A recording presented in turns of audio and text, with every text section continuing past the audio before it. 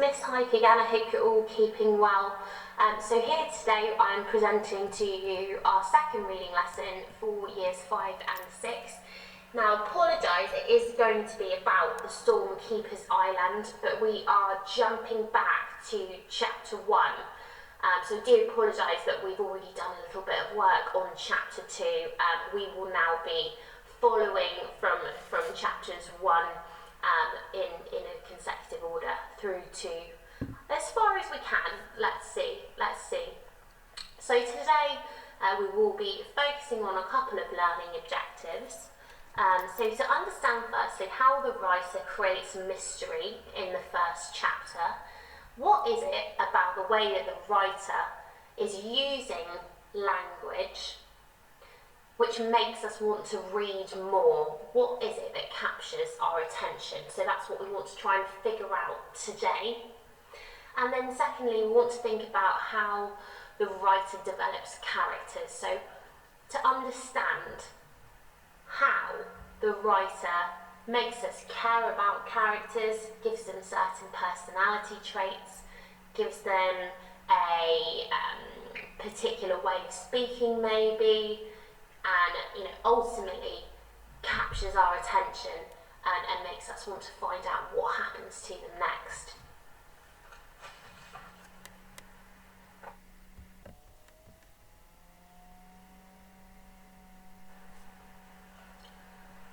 Let's read chapter 1, pages 1 to 8 together of the Stormkeeper's Island. Remember, it's always a good idea to have some paper and a pen or pencil with you, so that you can make notes as you go along. If there are any words that you don't understand, it's always a good idea to make a note, pause the video, and then you can come back to those later.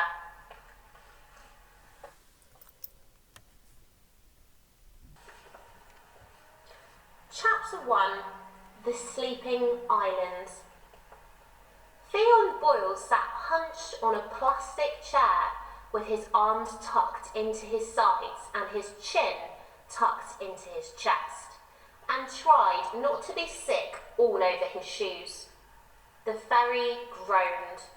Theon couldn't help noticing the rust around its edges, the flaking blue paint, how the horn sounded like a dying cow. He tried not to imagine how much seawater he would have to swallow to drown from the inside out. Tara wasn't watching him just then, but Theon knew sisters could smell fear, and if he held his lunch up, he'd never hear the end of it. To make matters even more grim, Theon was wedged between two nattering old ladies, and his phone was useless in his pocket. No coverage, not even one bar. Sometimes the old ladies would stop and chew on a secret like it was too big to swallow. Sometimes Theon could feel their gazes prickling on the side of his face, like they were waiting for him to join in. Mostly the waves roared and drowned out all of it. That was the worst of all, the ocean right underneath him. In his most gruesome nightmares, it would suck up and gulp him down, and he would wake suddenly dripping in sweat. The sea air burned in his lungs and stung his cheeks as he watched the mainland fade away, first to a green smudge on a grey horizon, and then to nothing at all. Already Theon missed the Dublin smog, the clang of roadwork, and the half-finished tram tracks cutting up the city and flinging tourists from footpaths. He never thought about whether he liked it or not. The noisiness of a city constantly in motion, only that it was familiar, and to Theon, familiarity meant home. This was anything but familiar. Tara stood at the bow of the ship, her feet planted on the railings like she was about to launch herself into the ocean. Her dark hair whipped through the air, loose and tangled like ropes. She turned, searching the cluster of passengers for him. "Come here, Theony. Look at these waves, they're huge." Theon shook his head. The ferry bobbed and his stomach went with it, up and down, until the contents of his lunch started to climb up his throat. "Don't be such a baby," Tara taunted. Theon and his sister were close in age. Theon could even remember a time when they felt almost like friends. He supposed they had something in common until the day she turned 13 and he stayed 11, and suddenly she was much too wise and too clever to hang around and play video games with him anymore. "I'm mature now, Theony. My interests have changed." Theon didn't know how Tara measured maturity, but he was the one cooking dinner for the three of them most evenings, while Tara poured Nutella out of the jar like Winnie the Pooh and shrieked the walls down any time she saw a spider. Tara smirked over her shoulder and then stepped higher on the boat railings, peering over the waves until it looked like she was going to dive in, just to show him she could.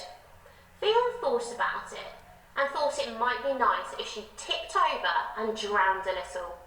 Not enough to die, just enough so that a fish could come along and eat the part of her brain that caused her personality to be so terrible.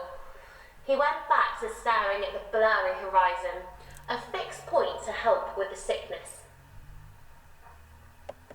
His mother said it would help with the motion of the boat.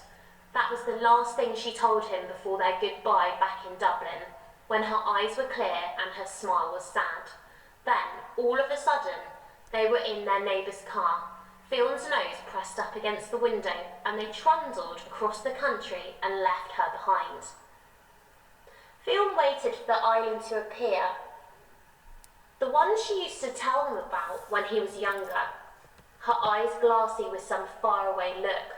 Sometimes the island was a beautiful place. Sometimes it was a sad, unforgiving place that held nothing beyond the memory of his father long ago lost to the sea. All Theon ever knew for sure was that Arranmore haunted her, and he could never figure out whether that was mostly a good thing or mostly a bad thing.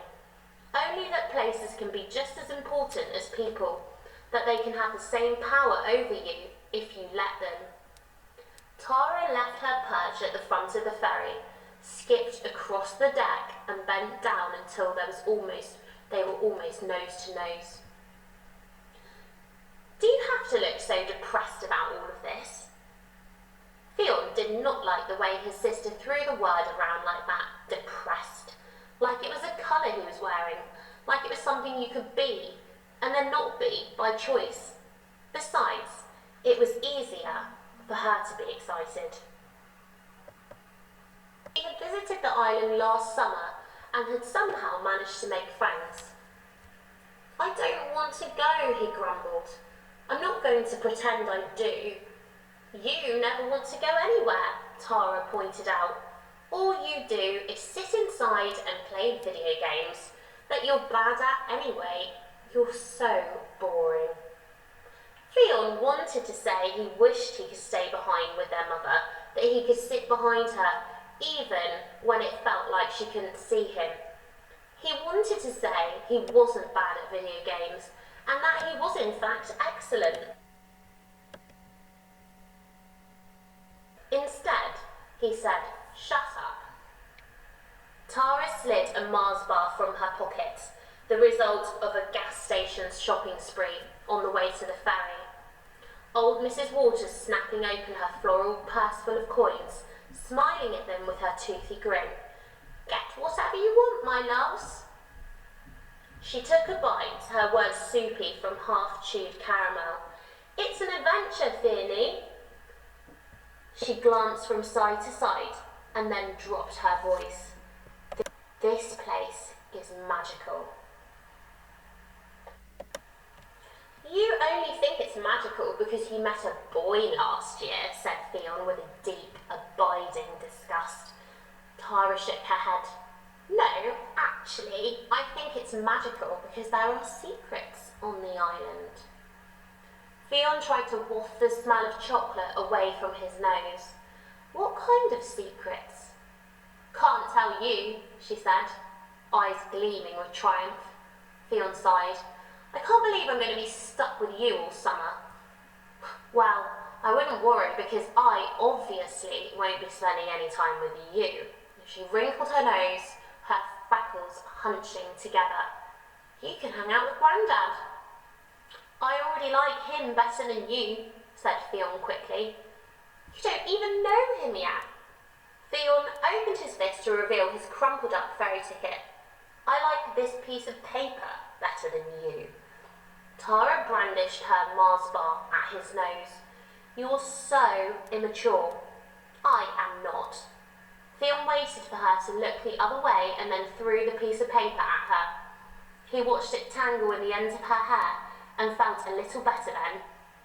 Across the bay, a seagull dipped and swirled, its wings skimming the waves. It released a savage cry, and, as if called to attention, the island rose to meet them. We've now read the first chapter together from the Stormkeeper's Island, and it's time to start thinking about how the writer makes us interested in the story. What makes the story seem mysterious? And how does the writer build a picture of the characters and their personalities and their relationships with each other? Keep that in the back of your mind as you're answering these questions. So the first question, at the beginning of the story, we immediately feel sorry for Theon and have empathy for him. Empathy is when we feel the same way as that other person. So we start to have a walk around in their shoes and we start to think about things from their point of view and from their perspective. So what details does the writer give about Theon which makes us feel sorry for him and have empathy for him? Why should we care about Theon early on in the text? Try and think about using full sentences. So the details the writer gives about Theon makes us feel sorry for him because, or we feel sorry for Theon at the beginning of the story because. In your answer, you should try and use some evidence from the text, which I know you have looked at before. So try and use some words from the text to support your answer. You may want to pause the video now so that you can have a go at the question. Question 2. It is important to Theon not to show any signs of weakness in front of his sister. Now, as you're watching at home, you might be able to relate to Theon, maybe as a brother or maybe as a sister. Perhaps you wouldn't want to be teased by them, you wouldn't want to be made fun of. So it's important, maybe, especially for Theon, not to show any signs that he is less than content on this ferry.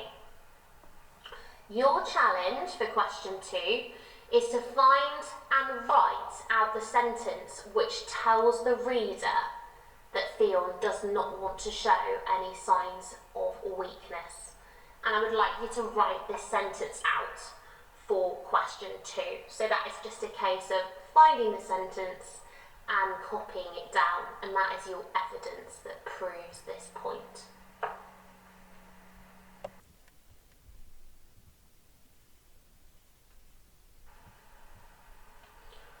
Question 3. Onomatopoeia is a technique writers use to make non-living or inanimate objects come alive. The writer describes the waves which roared and the ocean which would suck him up and gulp him down. What picture of the ocean does the writer paint in our heads? You might want to think about some of the word choices. So, what do we think of when we think of the word roar? Or what do we think of when we think of something being gulped down?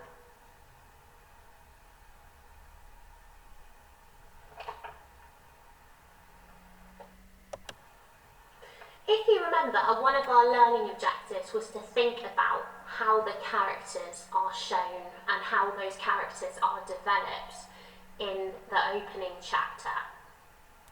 So question 4 is about the two key characters so far, Fionn and Tara.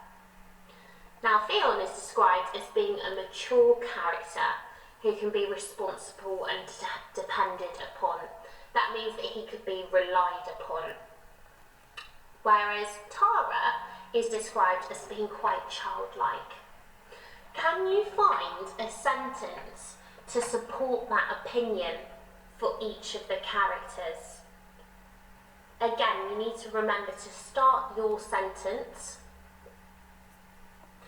as Fionn is described as being mature by the writer when she says, or we think of Fionn as being mature when the writer says, or I think Fionn is a mature character when the writer says.